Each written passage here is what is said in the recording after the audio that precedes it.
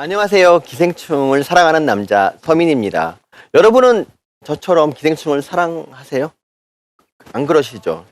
원래 싫어하셨어요? 아니면 뭐 큰 기생충으로 상처를 받고 싫어하셨어요? 아마 여러분 중에서 뭐 기생충으로 인해서 목이 졸리거나 뭐 물린 적이 있다 뭐 이런 분 아마 한 분도 안 계실 겁니다. 그렇죠? 그러니까 근데 왜 여러분은 기생충을 싫어하느냐? 이 여러분의 기생충 혐오는 제가 보기에 기생충을 잘 몰라서 그런 것이다 라는 게 이제 오늘 강연 주제인데요. 그러니까 저 같은 경우도 저도 처음에 여러분처럼 기생충학에 대해서 되게 오해를 많이 했어요. 어떻게 기생충 같은 걸 연구를 하냐 뭐 이런 생각도 했고, 그리고 맨날 기생충학자는 대변만 주무르는 줄 알았어요. 근데 막상 이제 가보니까 기생충학이 되게 좋은 일을 하는 거예요. 예를 들어서 뭐 기생충을 가지고 뭐 사람의 키를 크게 해준다든가 뭐 이런, 물론 이제 실제로 실패했지만 그래도 이게 잘 됐으면 좋은 거잖아요. 그러니까 인류를 좀 유익하게 만드는 그런 연구를 하자. 이게 이제 바로 기생충학의 요지였고요. 그리고 기생충 자체도 우리 생각처럼 그렇게 나쁘지 않아요. 여러분들이 아마 기생충은 싫어해도 호랑이는 좋아하실 거예요. 호랑이 좋지 않습니까? 근데 막상 여러분이 길이 두 갈래가 있는데 한쪽에 호랑이가 있고 오른쪽에 기생충이 한 몇 마리쯤 있다. 여러분 어느 길을 택해야 될까요? 당연히 호랑이 여러분 잡아먹잖아요. 그렇죠? 여러분 조상 중에 많은 분들이 호랑이에 물려 죽었는데 그럼에도 불구하고 여러분이 왜 호랑이를 좋아하시는가? 외모 때문이겠죠. 아무래도 호랑이의 그 놀라운 그 가죽 색깔은 정말 죽이지 않습니까? 근데 반면에 기생충은 정말 징그럽잖아요.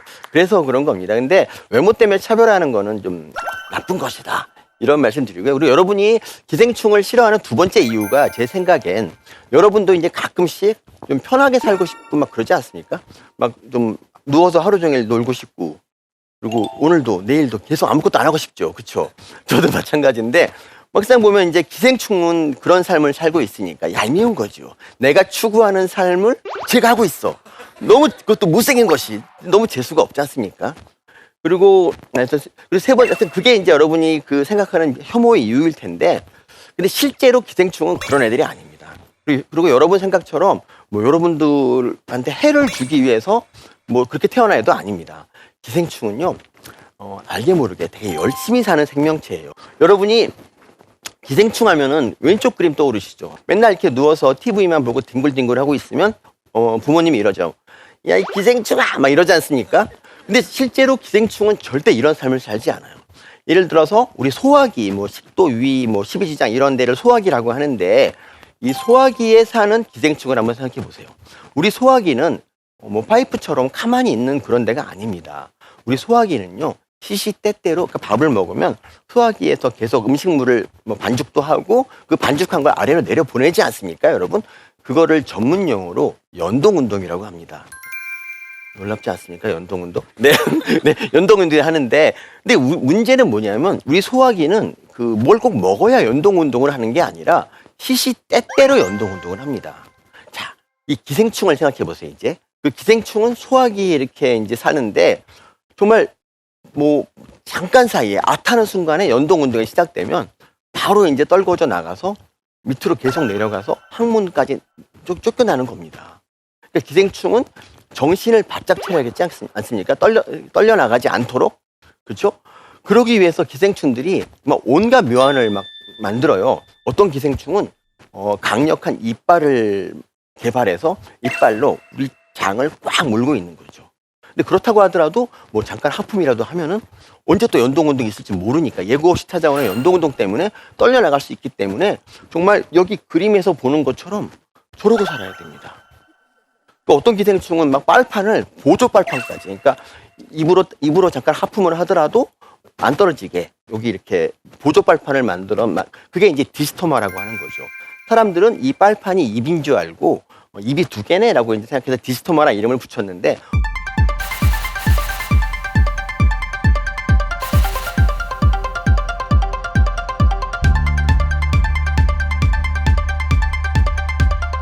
그것이 전부 다 이렇게 떨려나가지 않고 매달려 있으려고 처절하게 노력한 결과라는 거죠. 감동적이죠, 그렇죠?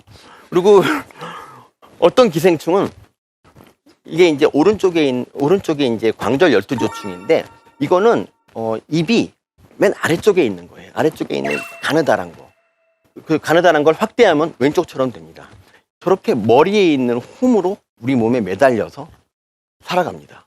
저 가냘픈 머리로 이 거대한 한 5m가 넘는 그런 몸집을 유지하려면, 매달리게 하려면 정말 힘들지 않겠습니까, 여러분? 여러분 생각해봐요. 요만한 것이 그 밑에 5m짜리가 매달려 있어 봐. 너무 힘들잖아요, 그렇죠? 이러고 살아가는 애들입니다. 여러분 생각에는 뭐 한 번 놓치면 어때? 다시 잡으면 되지라고 생각하시는 분 계시겠죠? 그렇지 않습니다.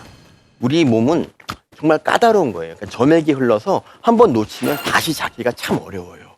그래서 절대 놓치지 말아야 된다는 생각을 갖고 있는 애들이 바로 기생충이라는 거죠.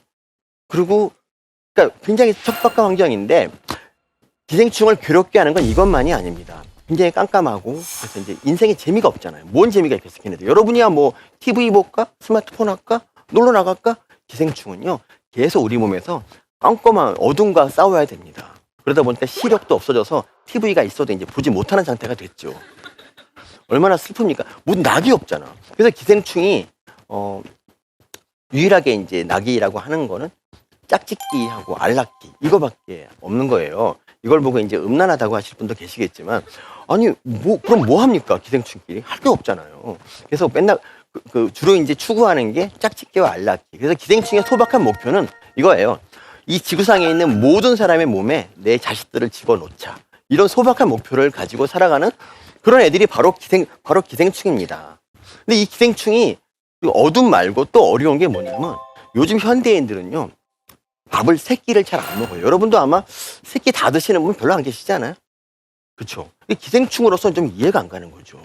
그러니까 여러분들이야 뭐 밥을 일부러 굶으니까 뭐 그렇다 쳐도 이 속에 있는 기생충은 얘가 왜 밥을 안 먹지라고 생각을 하고 모르면서 굶는 거는 더 배고파요. 여러분처럼 일부러 단식을 하는 것과 달리 밥이 언제 올까 막 불안하고 막 이런 생각 들지 않겠습니까? 그러니까 여러분 괜히 굶지 마세요.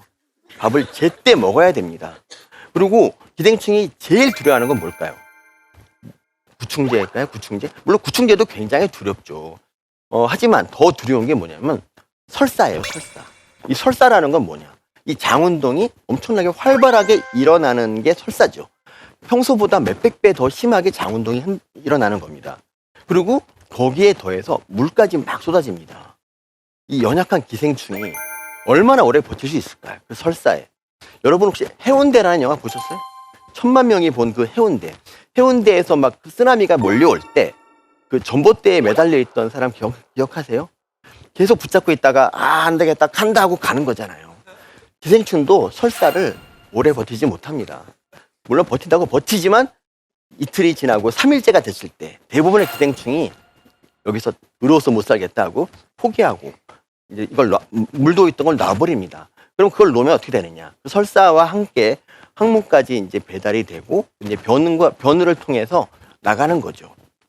제가 이제 경험한 사례를 하나 말씀드리면 어떤 종교인이 있었어요. 종교인. 굉장히 독실하게 사시는 그런 훌륭한 분인데 그분의 몸속에는 아까 봤던 6m짜리 기생충이 몸에 들어 있었어요. 하지만 얘는 굉장히 착한 애였기 때문에 우리 몸에 전혀 해를 끼치지 않았고 그분은 이게 있는지도 모른 채 몇 달을 사셨어요. 그러던 어느 날 이분이 결혼식 뷔페를 갔어요. 매우 경건하게 사시는 이분에게도 식중독이 찾아왔습니다. 뭔가를 잘못 드시고 그때부터 격렬한 설사를 한 겁니다. 무려 일주일이나 했습니다. 야, 너무 안타깝지 않습니까? 그렇죠? 그래서 기생충, 그 6m짜리 기생충은 버티고 버티다가 이걸 놔버렸어요. 하지만 이 6m짜리가 덩치가 너무 크다 보니까 이것이 바로 이렇게 하루 만에 이렇게 항문까지 가지 못하고 오랜 기간에 걸쳐서, 왜냐하면 여기 있던 것이 이렇게 올라와서 이렇게 내려가야 되거든요.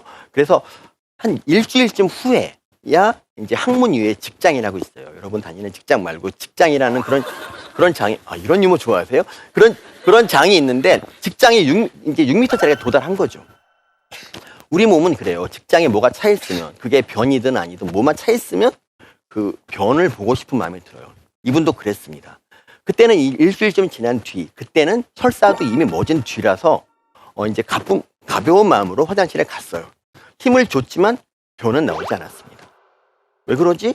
그냥 안 나왔나 하고 바지를 입으려고 그랬는데 그때 이제 이상하게 항문에 뭔가가 걸린 느낌이 들었어요. 그래서 떨리는 손으로 한번 이렇게 손을 뻗어봤더니 뭔가 축축한 게 만져지는 거예요. 보통 사람 같으면 기절했죠. 그렇죠? 여러분 같으면 기절하지 않겠습니까? 항문에 뭐가 매달려 있는데. 근데 이분은 독실한 종교인이었잖아요. 그렇기 때문에 여기서 냉철한 판단을 합니다. 이거를 내가 확 잡아당기면 중간에 끊어질 수가 있다. 그러면 다시는 찾을 수가 없을 것이다. 놀라운 생각 아닙니까? 물론 이 생각은 잘못된 생각이에요. 그냥 확 잡아 빼도 됩니다. 하지만 이분은 그런 생각에 한 5분에 걸쳐서 정말 이렇게 이걸 서서히 빼냈어요. 빼내고 나서 이분이 길이를 쟀습니다. 3m였어요, 3m. 아까 제가 6m라 그랬는데 왜 3m가 됐을까? 격렬한 설사의 와중에 허리가 두동강 난 겁니다. 그래서 그로부터 1시간쯤 뒤에 다시 이제 직장 위에 있던 것이 직장에 도달이 됐고, 그리고 다시 똑같은 일이 벌어집니다. 여러분, 두 번째는 훨씬 좀 편하지 않습니까? 여유 있잖아요. 이번에는 2분 만에 여유 있게 빼냅니다. 그리고 이거 길이를 쟀어요. 6m 10cm. 그리고 이분이 이거를 되게 존중하는 의미로 그냥 쓰레기 봉지가 아니라 음식물 봉지에 담은 채로 저한테 전화를 걸었죠. 그래서 이제 제가 가서 이분하고 이제 얘기를 해봤더니 이분이 이 기생충과 더불어 산 건 6개월쯤 되고요. 이 기생충의 수명은 2년쯤 됩니다. 2년. 그러니까 앞으로 한 1년 반을 더 살 수 있는 한참 때의 기생충이 이 종교인의 이 잘못된 선택으로 인해서 비극적인 죽음을 맞이하게 된 겁니다. 그러니까 사람으로 따지면 이 쓰나미에 해당하는 이 설사 이런 일이 계속 벌어지고, 그렇기 때문에 기생충으로 사는 거는 정말 하루도 편한 날이 없는 게 바로 그 기생충입니다. 자, 이런 그러니까 이렇게 환경이 척박하다 그러면 어떻게 해야 되니까, 여러분 같으면? 여러분 환경이 척박할 때 어떻게 합니까? 예를 들어 우리가 이제 예전에 뭐 자연재해가 끊임없이 발생하는 지역 같은 경우에는 우리가 신한테 막 뭐 재물을 바치고 막 빌고 그랬지 않습니까? 그런 것처럼 기생충도 뭔가를 바치고 싶은데 바칠 게 없기 때문에 굉장히 조신하게 살아요. 그러니까 이분이 6개월 동안 왜 증상이 없었냐? 기생충이 원래 조신하게 살기 때문입니다.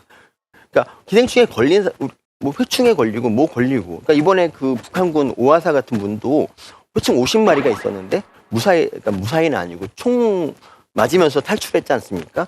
그 비결이 뭐냐면 이 회충 50마리는 이분의 그 기동력에 전혀 해를 끼치지 않습니다. 이게 바로 기생충입니다. 굉장히 조신하게 참 착하게 사는 애들이고요. 그래서 다들 이렇게 말해요. 그러니까 이 6m짜리 기생충의 가장 큰 증상이 뭐냐? 뭐 복통, 설사 모두 아닙니다. 이 기생충을 빼줬을 때 내 몸에 이런 게 있었다니 하고 기절하고 일주일 동안 밥을 못 먹고, 그러니까 모든 증상은 밥을 먹고 이 기생충을 빼고 난 다음에 생기는 것이지 몸에 있을 때는 별 증상이 없어요. 근데 이것이 물론 이제 이 기생충이 뭐 착해서 그런 것도 있지만 이게 사실 기생충 본인에게도 굉장히 유리한 거예요. 예를 들어서 뭐 그런 건 없지만 시금치를 먹고 이제 걸리는 기생충이 있다고 쳐봐요. 그럼 여러분이 시금치를 먹을 때마다 그 기생충에 걸려서 막 배가 막 끊어질 듯이 아프고 심지어 죽기도 한단 말이죠. 그럼 여러분은 시금치를 아마 안 먹을 거예요.